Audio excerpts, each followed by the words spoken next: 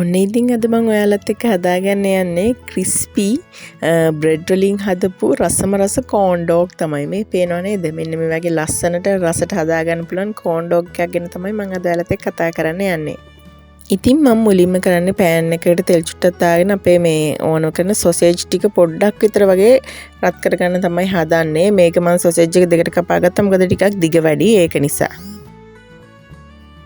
ඉතින් මේ ටික රත් කරගත්තට පස්සේ මට ඕන වෙනවා අපිට පාන් පෙති ටිකක් මම හදාගන්න ප්‍රමාණයට අවශ්‍ය ප්‍රමාණයට මේක විදිහට පාන් පෙති වල වටේ හතර පැත්තෙන් කපා ගන්න. මම මේ ගත්තේ කීල්ස් එකෙන් ගන්න පාන්. ඔයාලා මේ normal sandwich පාන් ගත්තා නම් ඒත් ප්‍රශ්නයක් නැහැ. වටේ කපා ගත්තට පස්සේ මේ වගේ රෝලින් පින් එකක් අරගෙන මේක හොඳට ෆ්ලැට් කරගන්න. පුළුවන් තරම් ඔයාලට උඩරිමයට හොඳටම ෆ්ලැට් කරගන්න. එතකොට අපිට මේක ලස්සනටම හදාගන්න පුළුවන්. මම දැන් මේ පාන් පෙති වල ගා ගන්න පොඩි පේස්ට් එකක් හදා ගන්න. ඒකට ටොමැටෝ සෝස් උයි ඊළඟට මයෝනිස් උයි එකතු කර ගන්නවා. ඒ දෙක හොඳට ඉස්සලා මික්ස් කරගන්න. ඊළඟට මම මේ පේස්ට් එකට එකතු කර ගන්නවා චීස් කෑලි ටිකක්. චීස් ටිකක් දාගෙන ඒකත් හොඳටම මික්ස් කරගන්න. ඊළඟට ඔයාලා කලින් හදාගත්ත පාන් පෙති වල මෙන්න මේ පේස්ට් එක හොඳට ගා ගන්න. ඔය ඇති තරමට හොඳට මේ පේස්ට් එක හොඳට ගා ගන්න.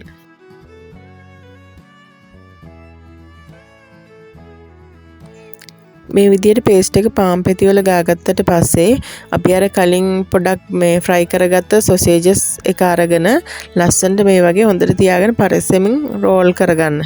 හිමින් සීරුවේ පරිස්සමට රෝල් කරගන්න. මෙන්න මේ පේනවා වගේ ඔයා ලස්සනට මෙන්න මේ විදිහට ඔයාගේ පාන් පෙති ටික හදාගන්න. ඊට පස්සේ අපි මේක මේ පාන් පෙත්ත කෝට් කරගන්න ඕන. ඒකට බිත්තරයක් අරගෙන පොඩ්ඩක් ගහලා ඒක හදාගන්න. ඊළඟට අපිට මේකට පාන් කුඩු ටිකකුත් ඕන. ඊට පස්සේ අපි අර කලින් හදාගත්ත මේ පාන් පෙත්ත මෙන්න මේ විදිහට බිත්තරයකේ පළවෙනිය කෝට් කරලා ඊට පස්සේ මේ බිස්කට් කුඩු එකෙත් ලස්සනට කෝට් කරගන්න. ඉතින් මෙන්න මේ විදිහට ඔයා හදාගෙන තියෙන ටික ඔක්කොම ලස්සනට හදාගන්න. ඔන්න මම දැන් මේ හදාගෙන තියෙනවා. මම 8ක් හදාගත්ත මේ ටිකෙන් මේ ටික තමයි මේ තියෙන්නේ.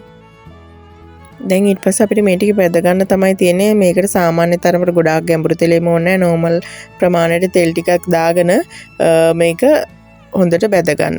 ඉතින් ඔයාගේ පාන් පෙත්ත ගොඩාක් හීනි වෙන තරමට මේකට තෙල් උරා ගන්න ප්‍රමාණය අඩු වෙනවා. නැත්නම් පාන් පෙත්ත ටිකක් ඝනකම වැඩි වුණොත් එහෙම තෙල් ප්‍රමාණය ටිකක් වැඩිපුර යාවි. අර සාමාන්‍යයෙන් අපි රෝල්ස් බදින්නේ අන්න ඒ වගේ ප්‍රමාණයට එනකොට මේක ලිප් ඔෆ් කරලා එළියට ගන්න. මේ පේනවනේ දැන් මම මේ ටික ඔක්කොම වැදගෙන ඉවරයි. ඉතින් දැන් මම මේක උඩින් දාගන්න යන්නේ පොඩි මේ ලස්සනකුත් එක්ක ඒ වගේම රසයක් එන විදිහට සෝස් ටික්කුයි මයෝනිස් ටික්කුයි. ඉතින් ඔයාලට ඒක කැමති විදිහට දාගන්න පුළුවන්. මම මෙන්න මේ විදිහට පොඩි පයිපින් බෑග් එකක් අරගෙන ඒකේ පොඩි ඩිසයින් එකක් එන විදිහට තමයි දාගත්තේ. ඉතින් එහෙම දුන්නාම පොඩි අයත් ගොඩක් ආසයිනේ කන්න. ඒක නිසා තමයි මම මේ විදිහට කරගත්තේ. ඉතින් ඔයාලට පුළුවන් මේ විදිහට රසම රස කෝන් ඩොග් හදලා බලන්න. මේක හරිම ක්‍රිස්පි ඒ වගේම රසයි. ඉතින් ඔයාලත් මේ විදිහට හදලා බලන්න try කරන්න. ගෙදර පොඩි අය ඉන්න කට්ටියට ඇත්තට මේ වගේ දෙයක් ඉක්මනින් හදා ගන්න පුළුවන්. වැඩි වෙලා යන්නෙත් නැහැ. අනිත් එක නිකම්ම පාන් පෙත්තක් දෙනවට වඩා මේ වගේ දෙයක් දුනහම පොඩි අයත් හරිම ආසාවෙන් කනවා. ඒත් ඉතින් ඔයාලා දන්නවා ඇතිනේ සොසේජස් නම් නිතරම දෙන්න හොඳ නැහැ ළමයිට.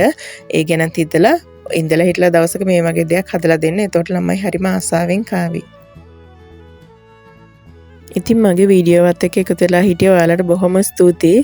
ඒ වගේම ඔයාලා මේ වීඩියෝ එකට කැමති නම් තව ඉස්සරහටත් මගේ වීඩියෝ බලන්න කැමති නම් channel එක subscribe කරලා තියාගන්න. ඉතින් මේකේ ඔයාලා කැමති මොන හරි තියෙන කමෙන්ට් එකක් දාන්න ප්‍රශ්නයක් තියෙනවා නම් ඒ දේවලුත් මට දාන්න ඕනේ. මොකද මම හරි ආසයි ඒ දේවල් දැනගන්න. මොන හරි වැරද්දක් අඩුපාඩුවක් තියෙනවා නම් ඒ ගැන. ඉතින් තවත් වීඩියෝ එකකින් හම්බ වෙන්න බලාපොරොත්තු වෙමින් මම ගිහිල්ලා එන්නම්. බොහොම ස්තුතියි.